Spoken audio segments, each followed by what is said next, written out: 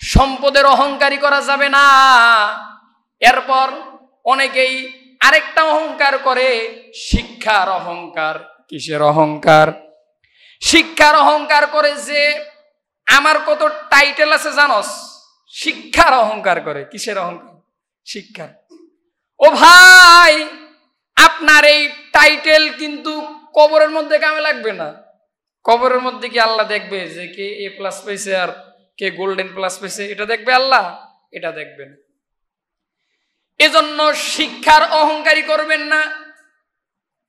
আপনি লেখাপড়া করছেন, আল্লাহ আপনার সামর্থ্য দিছে তো আপনি লেখাপড়া করছেন, কিন্তু অনেকেই তো আছে যে লেখাপড়া করতে পারে নাই, ফ্যামিলির চাপে লেখাপড়া করতে পারে নাই। ছোটবেলা, ছোট বয়স ছিল, বাবা মারা গেছে, বাবা পড়ালেখার খরচ দিতে পারে নাই,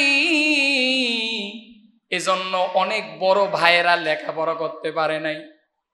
বড় ভাই লেখাপড়া না কইরা ছোট ভাইরে লেখাপড়া করাইছে, কিন্তু 20 বছর 25 বছর পর ছোট ভাই আর বড় ভাইরে চিনে না, বড় ভাইরে দাম দেয় না। কারণ ছোট ভাই তো একটা বড় অফিসের ম্যানেজার হয়ে গেছে, আর বড় ভাই ওই যে ছোটবেলার থেকে পড়াবাদ দিছে, পড়াবাদ দেওয়ার কারণে ভাই তো কৃষি কাজ করে, আর ছোট ভাই তো বড় স্যার হয়ে গেছে। এই যে অহংকার, আল্লাহ বলতেছেন অনেকেই শিক্ষার অহংকার করে না। শিক্ষার অহংকার করবেন না। আল্লাহ সামর্থ্য দিছে তো আপনি শিখছেন, আর সামর্থ্য দেয় নাই, শিখেন নাই। আপনার এই দুনিয়াবি ডিগ্রি কবরের মধ্যে কোনো কাজে আসবে না। কথা বলেন ঠিক কিনা? আবার সমাজের মধ্যে অনেক লোক আছে যে তারা মেধার অহংকারী করে। কিসের অহংকারী? বুদ্ধির অহংকারী। এমনও তো বুদ্ধিজীবী ছিল যে বুদ্ধি বেচা বেচা খাইছে। কথা বলেন ঠিক কিনা? ছিল না?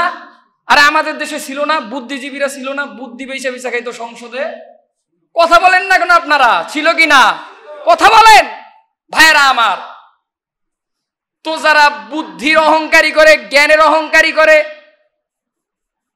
একসঙ্গে পড়ালেখা করছে, কেমনে বুদ্ধির অহংকারী করে বুঝেন? যে ক্লাসের 1 নম্বর ছাত্র 5 নম্বর ছাত্রের সাথে কথা বলে না, বলে তোর সাথে কেন কথা কমু, আমার তো মেধার স্থানে 1, তোর তো 5, তোর সাথে আমার কথা বলা যাবে না। এই যে অহংকারী, আল্লাহ বলতেছেন এই অহংকারী, এটা করা যাবে না।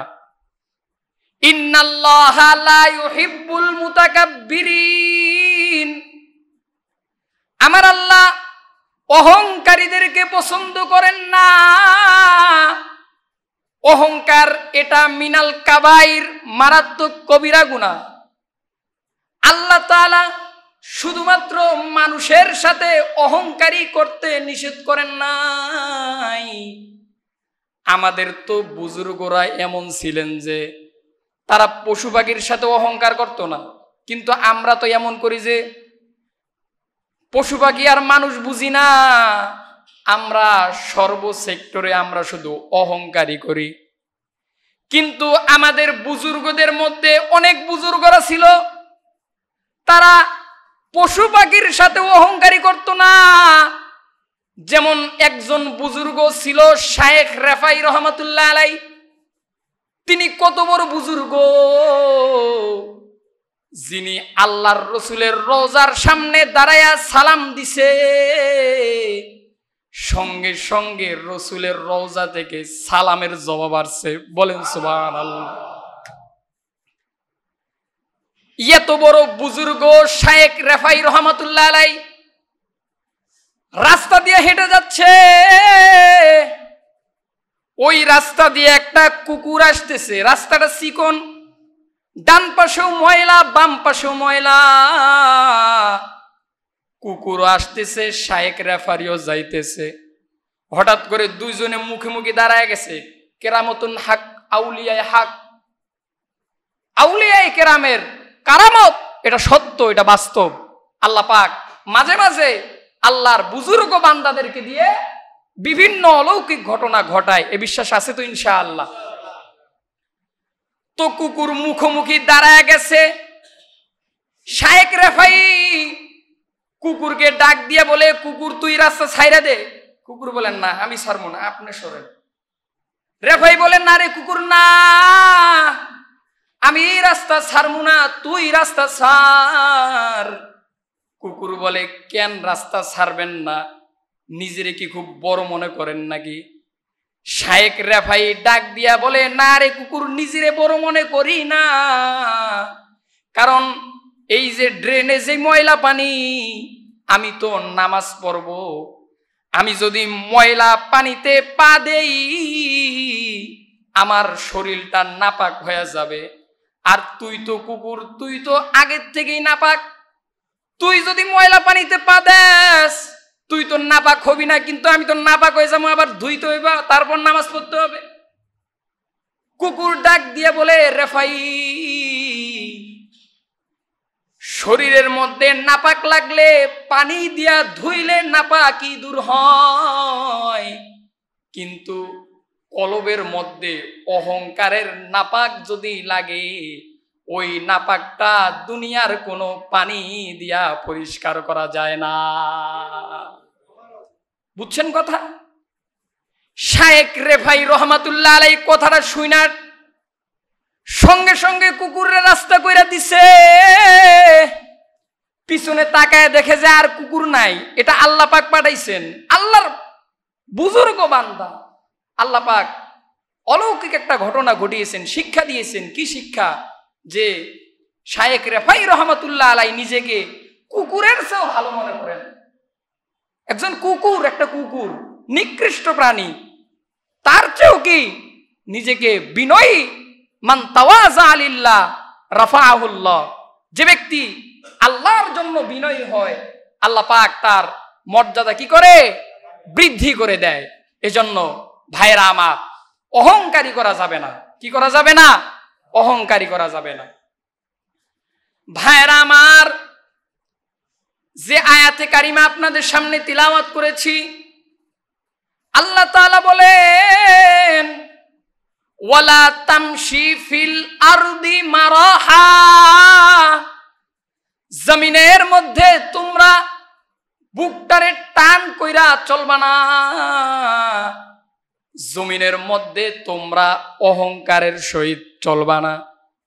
ইন্নাকা লাং তাখরিকাল আরদা ওয়ালান তাবলুগাল জিবালা তুলা, তোমরা যে এইভাবে অহংকারী করে চলতেছো, তোমরা তো পাহাড়ের চেয়েও বেশি উঁচা হইতে পারবা না, জমিনটারে ফাড়ায় নিচে চলে যেতে পারবা না, তারপরেও কেন তোমরা এত অহংকারী করো?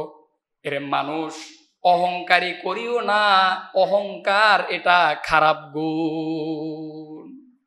কেউ যদি অহংকারী করে, সে ব্যক্তি আস্তে আস্তে ধ্বংস হয়ে যায়। কি হয়ে যায়?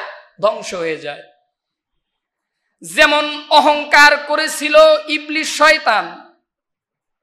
ইবলিস শয়তান এক সময় আল্লাহর বড় মাহবুব ছিল, আমার আল্লাহর বড় প্রিয় ছিল। ইবলিস রে আল্লাহ তাআলা মুআল্লিমুল মালাইকা লাকব দিছেন, ফেরেশতাদের মুআল্লিম বানাইছে। আল্লাহ তাআলা আদমকে সৃষ্টি কইরা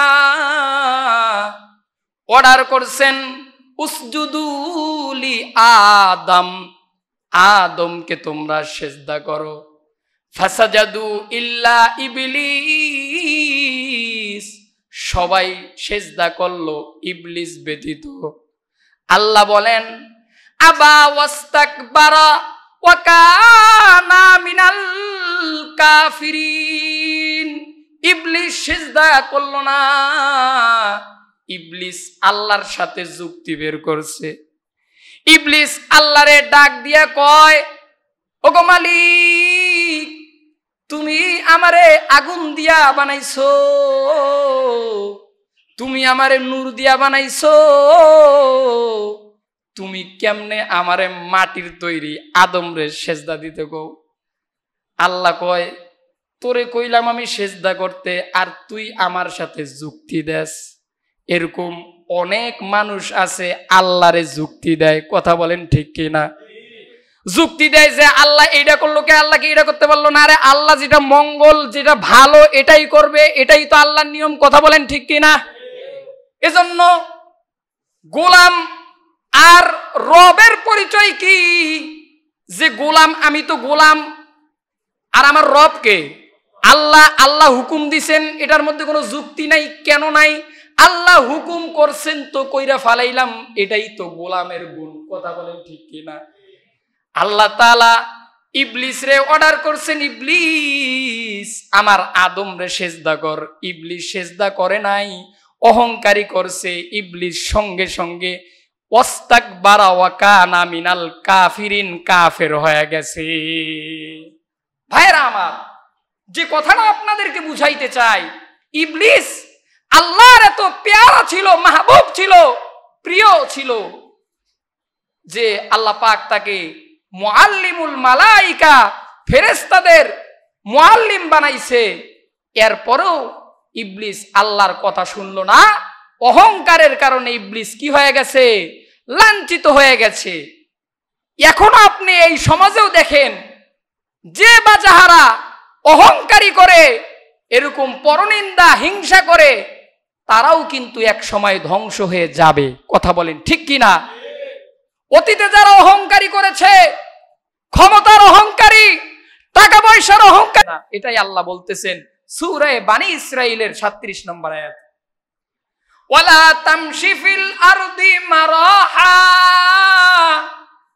বান্দা জমিনের মধ্যে তোমরা অহংকারের সহিত চলবা না।